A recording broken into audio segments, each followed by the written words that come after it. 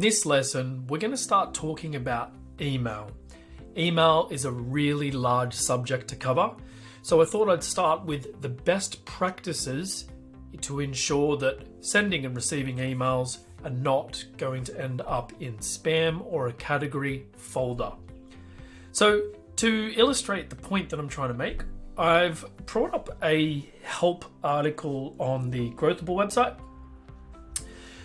And here it is. It's talking about the best practices to prevent your emails from ending up in spam. Now, what this does is it talks about a concept called email deliverability. It talks about the factors that can affect how providers like Google, Yahoo, and of course other providers decide whether or not your email is going to be marked as spam. So let's look at some of the different types of email. You would have things like an internal mail. Now, it's very common that you want to send internal notifications to yourself from the system during a workflow based on events happening. So ensuring that it doesn't come from the same domain, or making sure that your domain is whitelisted, particularly if you're using SMTP.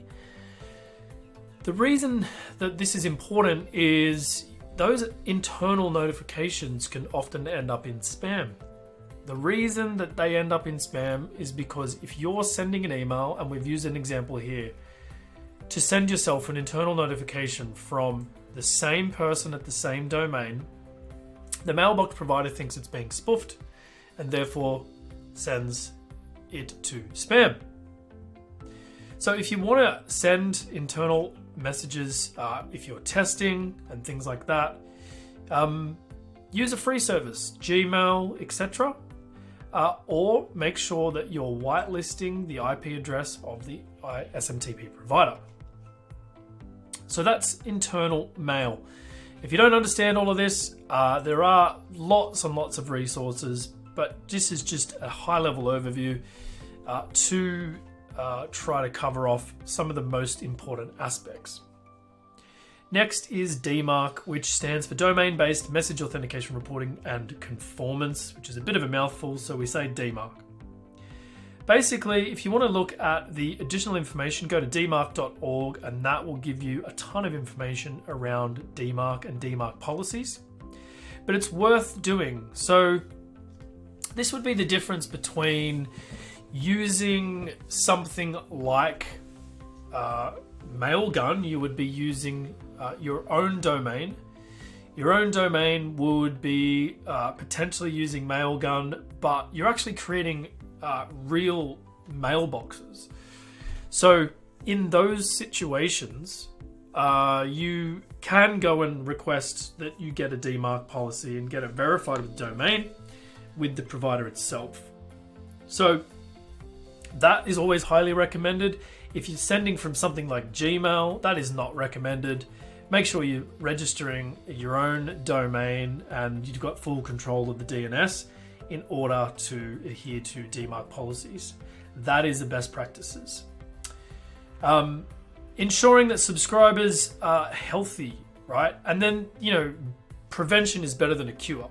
So you can validate email addresses once you've captured them, but something better to do would be to do, if you're doing a subscription list, that you want to confirm email addresses are actually being received. Emails are being received. And the easiest way to do that is to do a confirm email notification. So someone subscribes, fills out a form, give you an email address.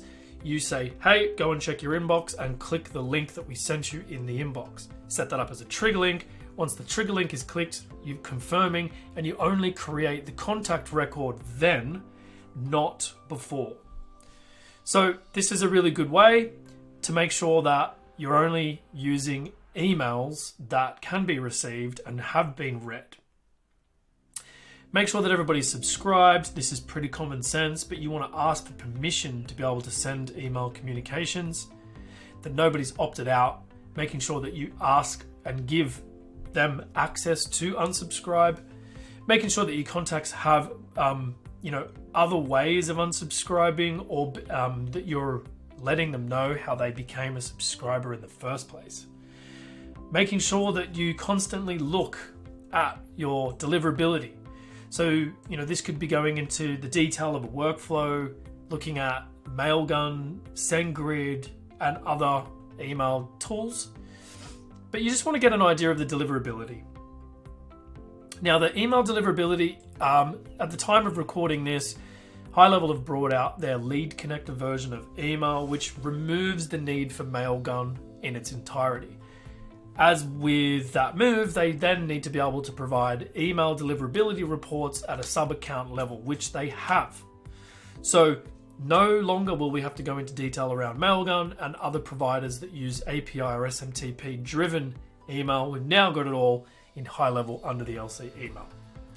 This is a brand new release, and there's lots of contention in the community as the time of recording this audio on whether or not deliverability is as high as what it could be with Mailgun. So this is almost making an assumption that you're maybe using Mailgun until you're ready to convert fully over to LC, but it might be 1 or 2 quarters away from being exactly where it needs to be.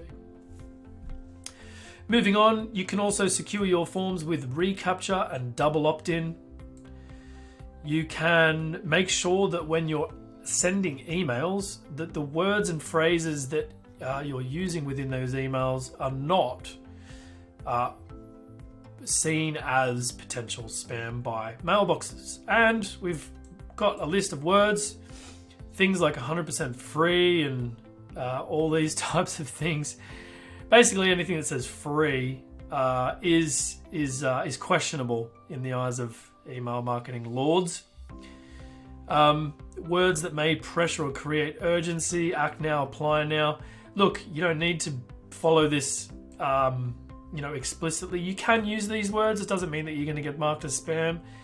Maybe, just in terms of the frequency of these users, of these phrases and words used in these emails, just to use them sparingly, okay?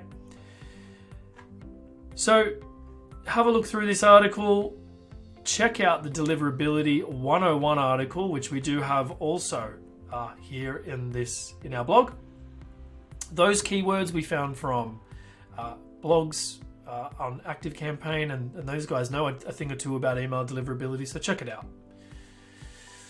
So that's it for Deliverability 101. Let's dive into some of the mail and email setup that we can do. See you in the next lesson.